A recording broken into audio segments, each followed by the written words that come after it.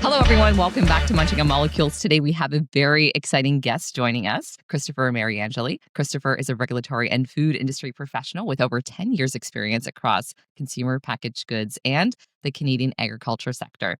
He is a recognized expert in national and international food regulations. How exciting and timely. Christopher also has unique expertise in leveraging human nutritional sciences to create new opportunities for differentiation and business growth. He is with Protein Industries Canada as the Director, Center for Regulatory Research and Innovation. Welcome, Chris. We're so excited to have you on the podcast today. Thank you. I'm so happy to be here. It's great to see you again, Christine, and it's great to meet you, Laura.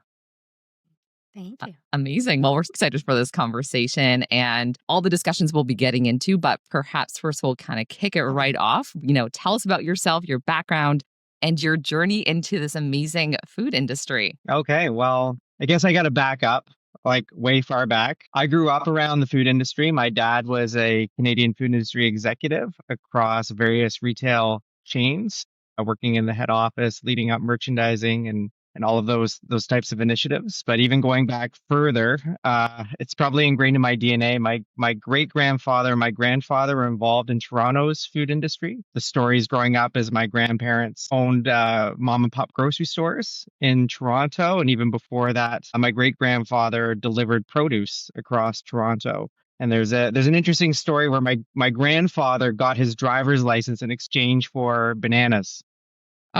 Because bananas were an exotic fruit in the early 20th century. And I think he went for the story is he went for his driver's license underage and he was turned away and he went home and his father gave him a bunch of bananas to give to the driver's license person at the desk, and he was able to get his driver's license. So it's probably ingrained in my DNA. I went, like everybody, I took science classes in high school. I leaned into the nutrition classes, and that sort of formed my university career, my academic career. After getting my undergrad at Guelph in nutrition science, I worked in the pharmaceutical sector as well as TDL, which was the parent company of Tim Hortons. I went back to school to do my master's degree, became a registered dietitian, then did my doctorate, got into Kellogg Canada as the nutrition scientist, then transitioned to Pulse Canada, where I met you, Christine, leading research and regulatory affairs. And now I'm at PIC. I don't know, that was probably a bit long.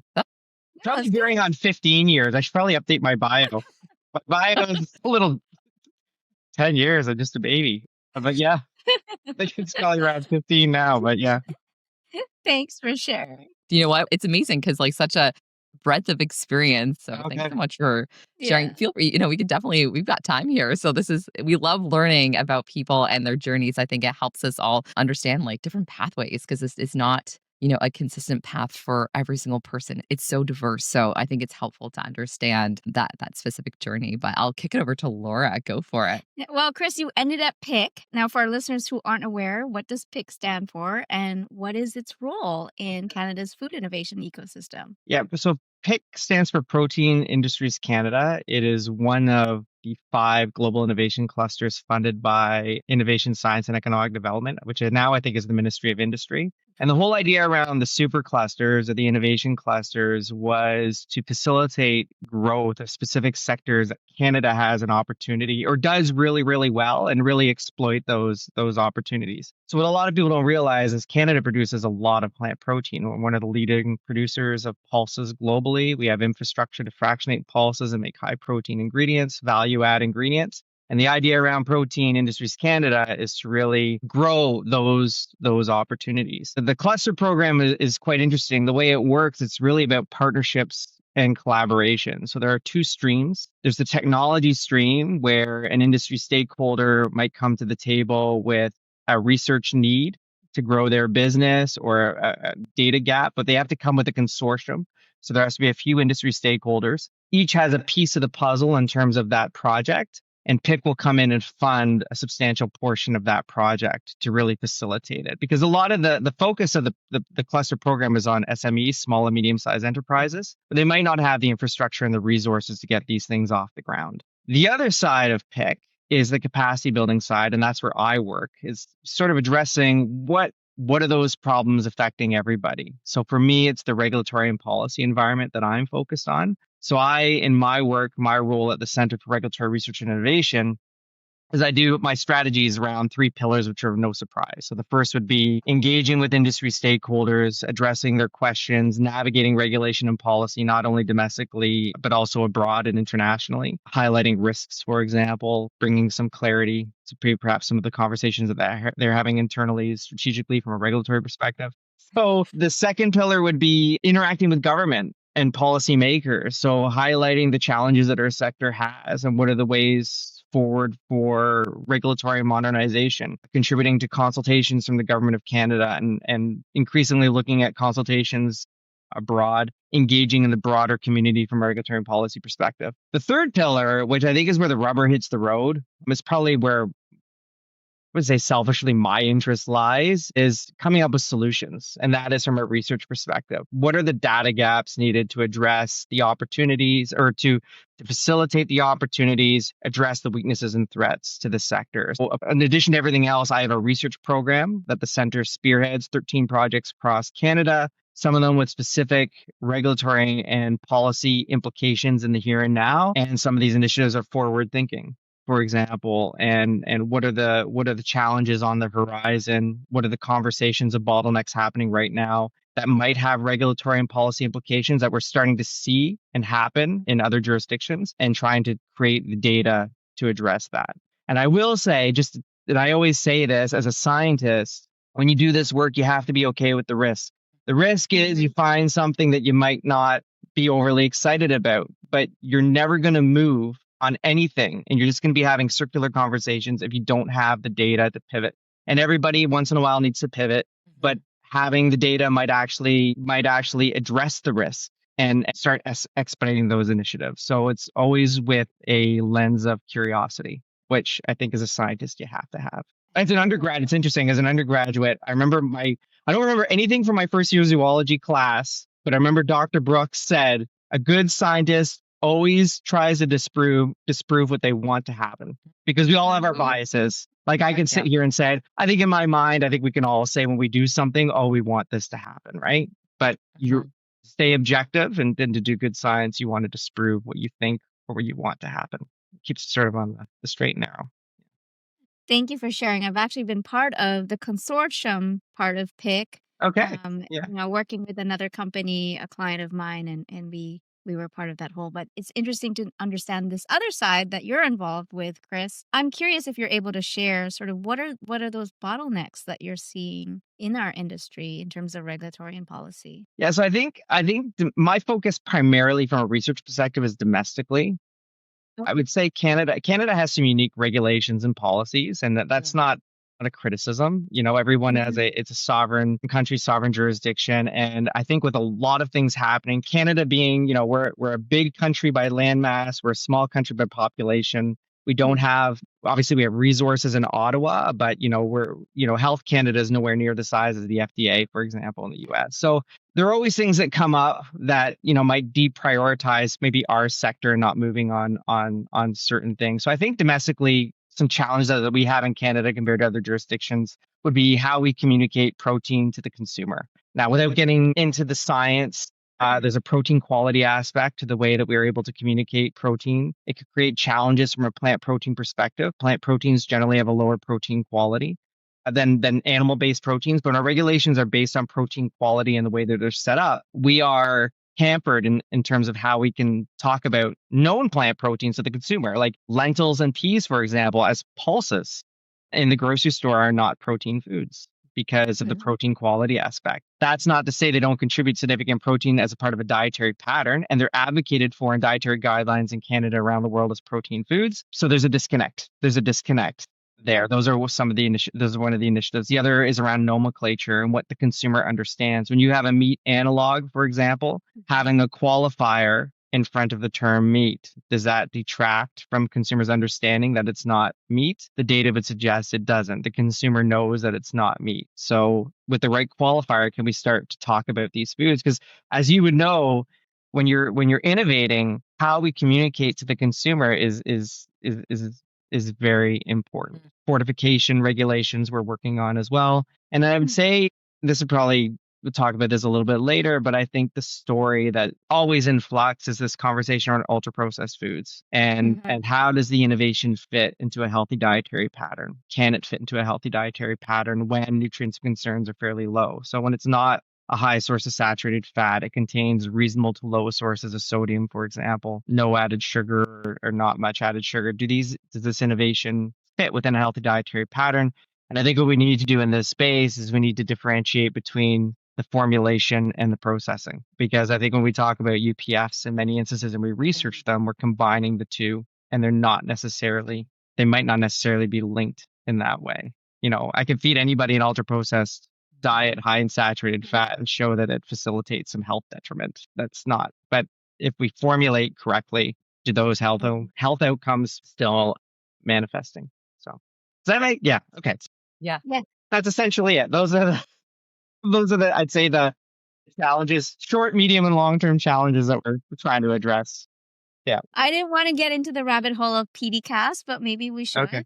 Okay. Let's do it. Maybe high level, actually, PDCAS, what that means and how that could impact how developers formulate and position their products as well. Okay, so PDCAS is a scoring pattern for protein quality. So it's the protein digestible corrected amino acid score. It's been around since around 1991, 1989, 1991. It's a way that we validate the protein quality of a protein food. So it has to do very, very top level with the amount of amino acids, essential amino acids, which comprise protein in a food relative to requirements, as well as the digestibility. The United States uses PDCAS to underpin their protein quality measure for labeling foods as a source of protein. In December 2024, Health Canada officially adopted PDCAS as another methodology in addition to the methodology that we have for validating protein claims in Canada. Other developed jurisdictions don't use metrics of protein quality,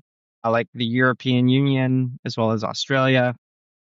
And one of the other challenges that we have, obviously, is that the way that PDCAS is applied in Canada is different from the US. We get a lot of innovation lifted from the US, which might not be able to communicate the merits, so the protein merits of a food, especially if the brand is underpinned by protein in the same way. So that disconnect creates a challenge in terms of trade as well. Is that okay? That's perfect. Katie, Yeah, thank you. We're going there. Yeah, no, that's You perfect. brought protein quality. Yeah. No, It that's is helpful for difficult sure. from a regulatory point of view, especially I've seen US products wanting to put the protein Mhm. claim on pack, and it's just hard to do it here in Canada because of Yeah. what you just described. So thank you for sharing it. Curious minds like to know. That's great. Yes, perhaps we'll pivot on, your experience, especially in this space when you're looking at human health, nutrition, but then also looking at that connection to CPG products. Where do you see the biggest global opportunities for Canadian protein innovation? That's a great question. I think where we see a lot of opportunity is in Asian markets, Southeast Asian markets, Singapore, and associative markets. There's a lot of innovation happening in those jurisdictions, especially since I think there's definitely a lot of food innovation, and there's a need and a pull towards ingredients. China, for example, I think from a trade perspective, there's substantial opportunity. But I would even also say that there's substantial opportunity domestically. As I mentioned, we talk about the cluster program and we talk about, entrepreneurial initiatives and know-how. SMEs don't necessarily have the resources to get into those markets, especially early on. And I think PIC has some exciting initiatives underway that is attempting to facilitate those conversations and getting those Canadian ingredients that have specific functionalities to those markets. But I think alleviating as well some of those regulatory constraints can facilitate increased utilization domestically so that these SMEs can scale and grow and then get into those markets as well. So the food system is very complex. I always, when I talk about it, I always talk about it in a linear fashion, but there's ebbs and flows, there's inputs and outputs. Trade is very complex. As we know right now, look at the geopolitical climate with the US and Canada, but that doesn't negate the fact that there are substantial opportunities in those other jurisdictions that are more highly populated as well, which also creates another opportunity. But I think we also need to get these ingredients into our Yeah. domestic formulations and having the ability to talk about them in the context of healthy dietary patterns. And I will say globally, just, take a step back. Canada has a wonderful story in terms of innovation, in terms of how we produce food.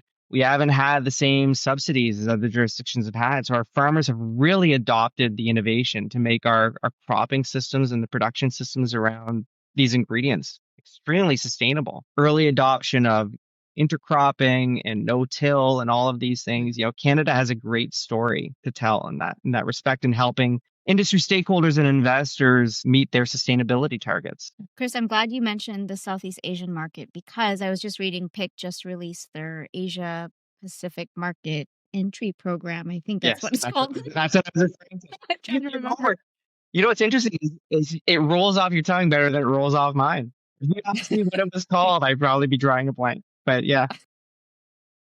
Oh, I Can you just share a read bit it. more about that? Yeah. Yeah, that sounds interesting. I'm probably not I didn't spearhead the initiative, but essentially what it is an opportunity for Canadian ingredients to get into the market through a technology program in Singapore. And it really is a gateway to get the ingredients, test the ingredients out in food formulations and innovation platforms to see how they work and create that opportunity. So it really is a market access. So it allows Canadian stakeholders in the ingredient space to directly engage with the innovators in Singapore and have them test out their ingredients for access and functionality. Amazing. Yeah, that's a really great initiative. And then you talked about, supporting our local market. How can we as CPG companies or even ingredient companies, what can we do to help support or work with PIC for that matter, or yourself on the regulatory side? Well, I think the technology program is obviously the biggest program that we have at Tech. So I think, there's a Canadian component to it. It's not just any consortium comes together. There has to be a Canadian footprint there. Obviously, the cluster programs are set up to facilitate economic growth in Canada. So I think first and foremost, you want to engage. I would encourage anybody to start a conversation with their idea to the technology team, and they'll help you navigate. If you're unable to put together a consortium, they could help you put together a consortium that could fill in perhaps those gaps needed for the project. On the regulatory side, it's the same story. So I have 13 projects currently funded and implemented and ongoing. But that's not to say that I'm continuously talking to stakeholders. There's definitely opportunities to engage in the projects that we have to expedite the results. In many instances, how fast these projects move along is a function of the funding and how many. I work with academic institutions primarily, so how many students are on the project. So if somebody wants to come in and we're having those conversations right now with some major industry stakeholders, that perhaps throwing a little bit of extra funding towards a project can actually expedite those results, bringing another student onto the project to help with the data curation and completion of those projects. If there's other regulatory bottlenecks that individuals are having, I would invite them to just start a conversation. There's no guarantees in terms of resources that are available at this point on my side, but that's not to say that they can't be with industry matched funding. There's definitely opportunities to move forward on some projects if we're able to flush them out appropriately. So lots of opportunity there to engage. Great. Okay. Well, thank you so much for sharing that. And we'll also include some links as well because there's so many wonderful resources on the website, on LinkedIn, of course. So we'll plug that into the show notes. Chris, you mentioned students as well in some of those projects, and thinking about the future for students or professionals looking to transition into the food and regulatory space. What skills or experiences would you say are most valuable right now? That's an interesting question because, with globalization, it's increasingly that, the Canadian footprint is generally a little bit smaller, especially amongst the tier one food industry stakeholders. I would say, it can be difficult, especially if it's probably easier for somebody with a business background, obviously, like a marketing background, but that's not to say there isn't a need for regulatory science. I would say coming in and engaging skill sets off the bat would be some know-how around the regulatory structure in Canada and policy. Canada is quite unique in terms of its regulation. So it's certainly an asset to have regulatory know-how in Canada, probably combined with some of the science, because you'll be able to talk about it with respect to government consultations, engage with government on a GR perspective, for example. The steep learning curve, just as a personal anecdote, the steep Mhm. learning curve for me as a scientist coming into the food industry was branding, because I came in with, bright-eyed and bushy-tailed, like, why wouldn't you want to do this? Why wouldn't you want to get this claim? And the steep learning curve of understanding that brands have messages, brands have consumers, brands have specific platforms and Mhm. messaging that they work around that is specific to that Mhm. brand, that they already have a consumer base.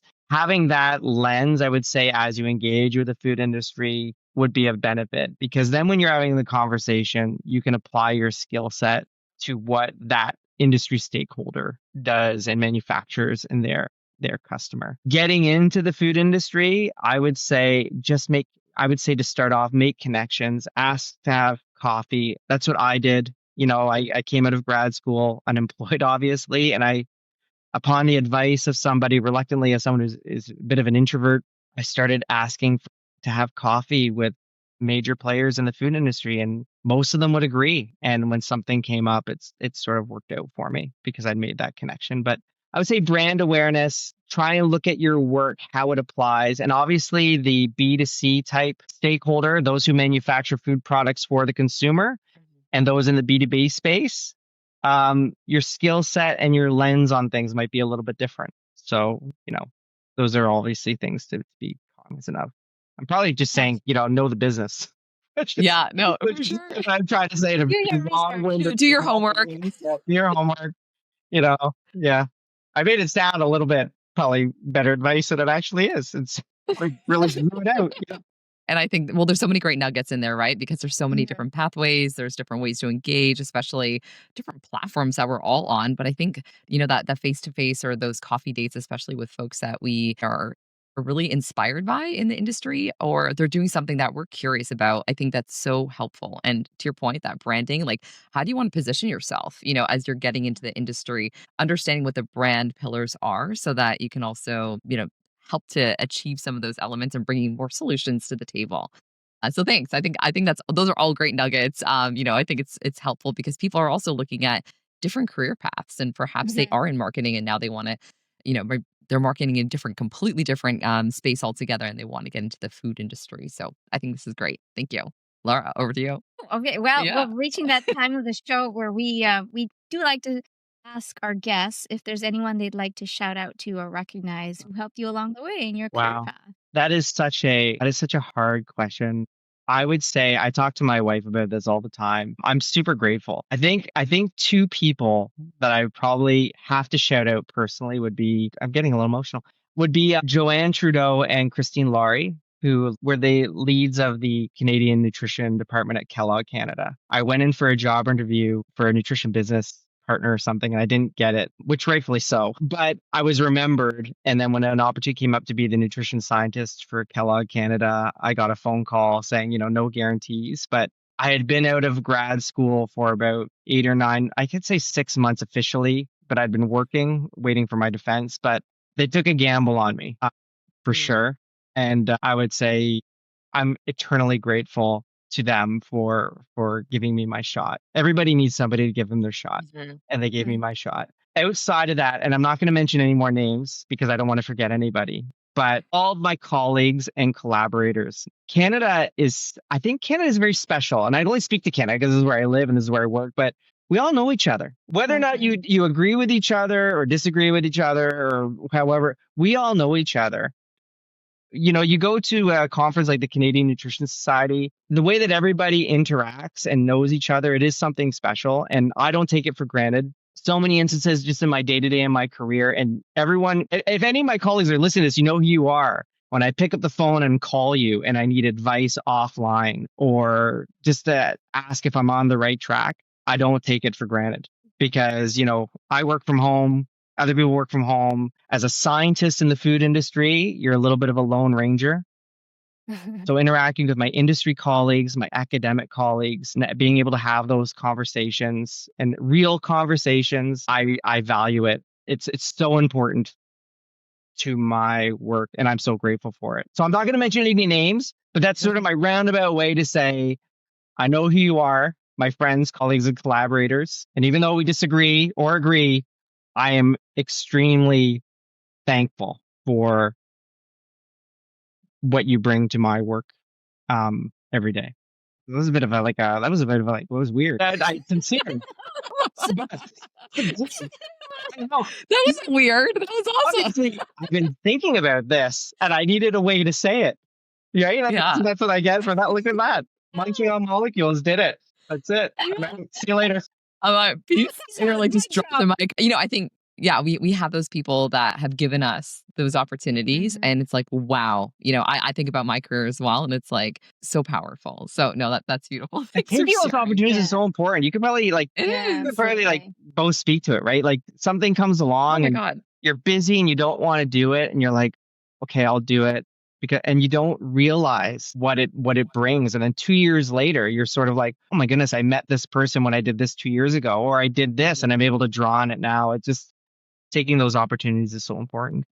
Yeah. Just like how the two of you worked at Pulse Canada. Yeah. See? There you go. It's like It's funny because my first I remember when I first joined Pulse Canada, I went to Winnipeg for my first, and Christine was in the back like making like mung bean smoothies or something like that. And I'm like, it was something like you're doing like some innovation, like off the cuff. You're like, what you can do with beans, you can put it in a smoothie. And I was like, okay. So my first lunch in Pulse Canada, I'm sitting there, okay, Let's do it.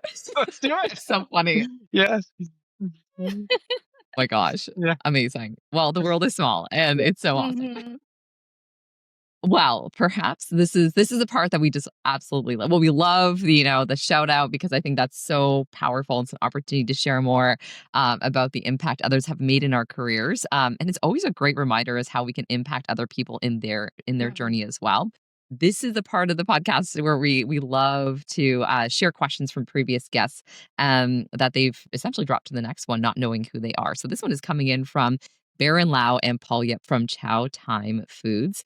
And their question to the next guest, being you, Chris, is how long do you think this protein craze in food will last for? And what do you think is next? I don't think there's any let up on protein. Protein as a food trend has been around for almost 10 years now, 10 or 12 years. And it's quite interesting compared to other macronutrient trends. So we had the fat trends, the low fat, we've had the carbohydrate trends, fat fiber trends. There's some macro trends like snackification and food platform, but from a nutrition perspective, protein seems to do no wrong. It is looked at so positively from the consumer.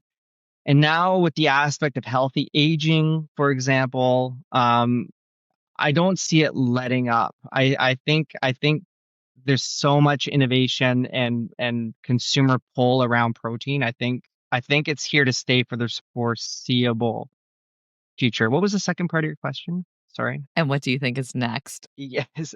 Maybe complimentary or in perhaps. Yeah. I think it ties in, and we talked about it a little bit earlier. I think how innovation fits within healthy dietary patterns and delivers on consumer expectation is something that the sector needs to navigate. I think the narrative around ultra processed foods is a buzzword, and there's obviously studies out there that would probably detract from this sector, but I think we do differentiate between formulation and processing as an effect on health outcomes as we talk about ultra processed food. I think the sector, there's been some challenges with the protein sector. I think that there's a need to deliver on consumer expectations. It's probably the next wave, but a lot of the innovation platforms are not new. I think maybe how we use some of the newer ingredients is probably the challenge. I'm not a food scientist, but I think that's where the research has to go. And there's a lot of discussion on the UPF piece. And I think it's something that the sector needs to be cognizant of and work together and collaborate to address those questions. Yeah. I don't know if you guys agree. You guys are in the sector too. Like, can I flip that around? Like, do you see the same thing? I don't know. Is that? Yeah. I think protein's here to stay for a very long period of time. There's just so much around it. Compelling research, especially as we're looking at longevity. I do think about how do we bring these into formats that are going to deliver on nutrition. Of course, delight. Like I think about taste and price. Always. Taste taste is taste and price are the cost of entry. And that's it. Like That's it. you're not gonna, you can't get around that. That's upfront Yeah. number one, right? Yeah. For sure. 100%. Like when I think about designing products, like it has to be like they're talking about all the nutritional benefits and it's like, cool, but this doesn't taste great. So it's like, we need to make this taste great without, pulling it through the ringer and processing it to the next level. So it's how do we have this balance in all of that, the nutrient density and then the total delight. Like that has to be front and center. And then of course the cost where you're not paying an arm and a leg for a food product because we want that repeatability. We would need consumers to to get into and then to enjoy the product and be able to buy that for their family. So there's that balance in all of it.